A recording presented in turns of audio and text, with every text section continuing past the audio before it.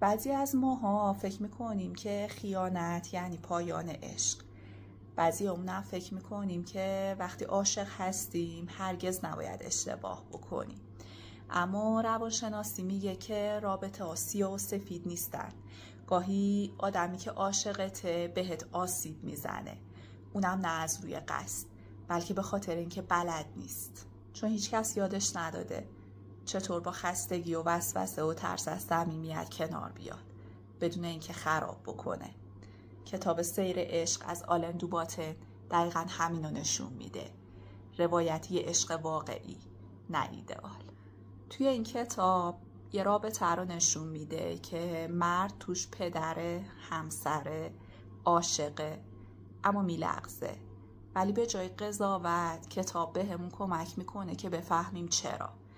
نه برای توجیه، بلکه برای درک کردن.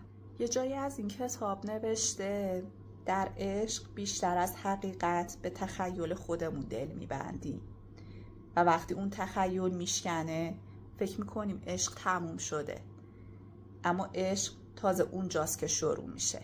اگه دنبال داستانی هستی که مثل یه جلسه روان درمانی عمیق رابطتو بهت نشون بده، این کتاب قطعا میتونه پیشنهاد خوبی برای تو باشه. نه برای قضاوت کردن، برای درک کردن و فهمیدن.